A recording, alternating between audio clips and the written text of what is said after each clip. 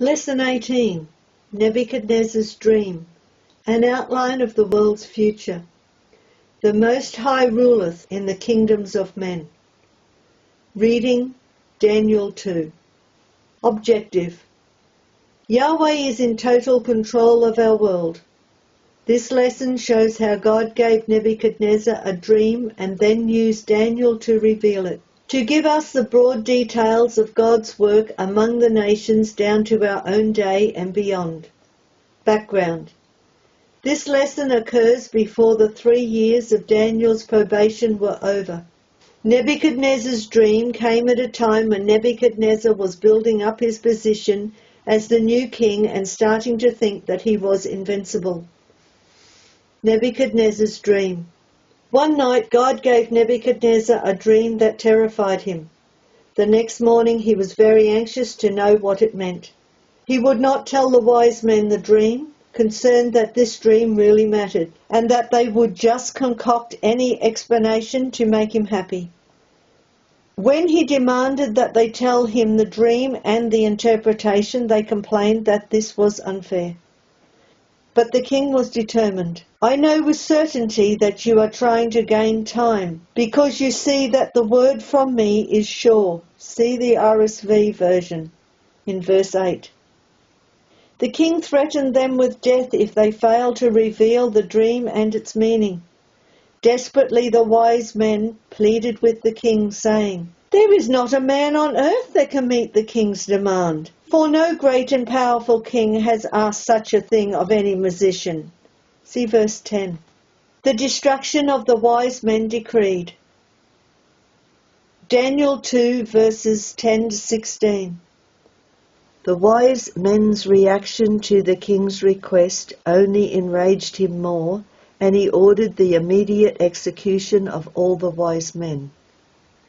This involved Daniel too. For although he and his 3 companions had yet to finish their 3 years' training, they were counted in the number. Compare chapter 1 verse 5 with chapter 2 verse 2. Being absent at the time the decree was issued, they were surprised at the visit of Arioch, the chief of police, or chief of the butchers. See verse 14 in the margin. Daniel's assurances that he would declare the dream persuaded the king to allow an extension of time, although an earlier request from the Chaldeans, the clergy of Babylon, had been refused. Verse 8. The power of prayer. Daniel 2 verses 17 to 23. Daniel and his companions made their need a matter of prayer together. Verse 17. Yahweh responded by revealing to Daniel the king's dream and its interpretation. Immediately Daniel responded in praise, not because his life would no longer be in jeopardy, but to extol the wonderful name of Yahweh, his wisdom and power in controlling the destiny of the kingdom of men. Daniel felt a deep sense of gratitude at the revealed purpose of God. He had revealed himself as he did to the patriarchs in former days. Daniel called him the God of my fathers and thanked him. Principle for living. Prayer is powerful. Daniel was a man of prayer from teenage years right through to the end of his life, when he was in his 90s. As soon as Daniel realized the danger he and his friends were in, he immediately encouraged them to call upon God. As Yahweh had blessed them in their stand against defilement, in chapter 1 verses 8 to 17, so too they believed that he would reveal his secret unto his servants the prophets.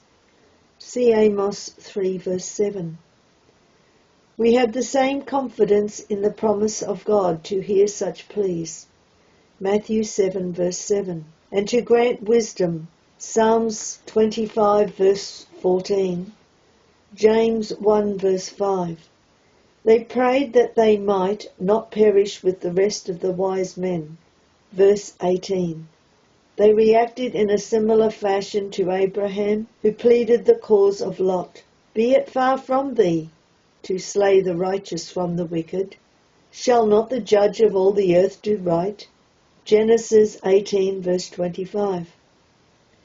Once the dream and its interpretation had been revealed, they again turned to God in prayer, this time in a spirit of thankfulness. Daniel was constant in prayer. In his old age, the only thing that could be found against Daniel was that he prayed constantly to Yahweh 3 times a day. Daniel before the king. Daniel 2 verses 24 to 31. Hastily Daniel was brought before the king, but before describing the dream and its meaning, Daniel was careful to call Nebuchadnezzar's attention to the fact that there is a God in heaven that revealeth secrets. It was this God who had revealed unto him the dream and its meaning. Verse 28. Daniel could confidently explain the dream. What a contrast to the ignorance of the king's advisers. The dream. Daniel 2 verses 21 to 35. Daniel described the object of the dream as a colossal statue of awesome, majestic appearance. It was composed of different metals. The head was of gold, the chest and arms of silver, the belly and thigh of brass, the legs of iron and its feet partly iron and partly clay. An unhewn stone cut out of the rock without hands, that is, without human hands, struck the image at its feet, causing it to collapse. The metals were broken together and reduced to dust by the stone that then grew into a great mountain and filled the whole earth. The interpretation, Daniel 2 verses 36 to 45. 1. The head of gold, the Babylonian Empire. Although Nebuchadnezzar vainly imagined that he personally was responsible for his power, Daniel revealed to him that the God of heaven had given thee a kingdom, power, strength, and glory. Verse 37 and 21. God had made him a ruler over all nations. Verse 38. Jeremiah 27 verses 4 to 5. And he represented the golden city. Isaiah 13 verse 19 and Isaiah 14 verse 4. He was appropriately described as the head of gold. 2. The breast and arms of silver, the Persian Empire. Babylon was taken by Darius the Mede together with Cyrus the Persian in the year 539 BC. The river Euphrates was diverted and the forces of Darius entered up the riverbed through the city and Babylon fell. Daniel 5, Isaiah 45 verses 1 to 3. Thus the Babylonian dynasty was succeeded by the breast and arms of silver, the inferior kingdom of the Medes and Persians. Its glory was inferior to the Babylonian Empire, but it lasted some 200 years. This was largely due to the blessing of Israel by its founder, Cyrus. Ezra 1 verses 1 to 4 and 2 Chronicles 36 verses 22 to 23. 3. The belly and thighs of brass, the Grecian Empire.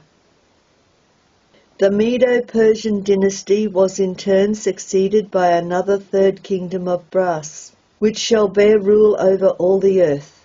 Verse 39. The belly and thigh of brass answer to the Persian Empire. In 2 decisive battles of Grenesis and Isis in BC 334 and 333, Alexander the Great of Greece overthrew the power of Persia and rapidly extended his dominion. After the sudden death of Alexander, 4 generals of his army divided up his empire. 4. The legs of iron, the Roman Empire. Gradually Rome rose to the descendancy, as strong as iron, for as much as iron breaketh in pieces and subdueth all things, and as iron that breaketh all these, shall it break in pieces and bruise. Verse 40. The Roman legions brought Europe, Britain, Spain, and the Mesopotamian countries under their heel. In AD 70, Jerusalem fell by the edge of the sword. Luke 21 verse 24, Deuteronomy 28 verses 48 to 57. But one beneficial effect of imperial Rome was the building of roads into Asia and Europe, enabling the extension of the gospel in the name of the risen Christ. The then known world was turned upside down by the power of this message. Acts 17 verse 6. Leaving an imprint on mankind far greater than the power of Rome. It is interesting to note that no world empire conquered Rome. The empire disintegrated. It became divided into 10 small nations. These 10 nations became the foundations of the nations of Europe today, which are represented by the 10 toes of the image's feet. The feet are part of iron and part of clay, indicating that some nations would be powerful and some weak. As iron and clay do not mix together nor cleave one to another. Verse 43. Nor does the iron of the Roman Catholic Church mix totally with the humanistic and nationalistic feelings among the European countries. They will be joined together to work against Christ. 5. The little stone, the kingdom of God. Nebuchadnezzar had seen in his dream the image standing up in all its power and glory, only to be broken to pieces by the little stone. Daniel said this would take place in the latter days, in verse 28. In the latter days, all nations represented by the different metals would be welded into one great power under the control of one autocratic power, namely Russia. This power will gain control over all the territories previously known as the Babylonian, Persian, Grecian, and Roman empires. This mighty confederacy of nations under the control of Russia will cause fear in the hearts of all who might oppose its power. Prophecies such as these contained in Ezekiel 38, Daniel 11, Joel 3, and Zechariah 14, together with Daniel 2, show us clearly that it is God's purpose to overthrow this kingdom of men by destroying the Roman Confederacy. This fearsome colossus will seem to dominate the world, unable to be conquered. But despite its lion-like power, its bear-like fierceness, its leopard-like swiftness, and its ruthless ambition for world dominion, it will totter and fall to ruin at the hand of the stone power.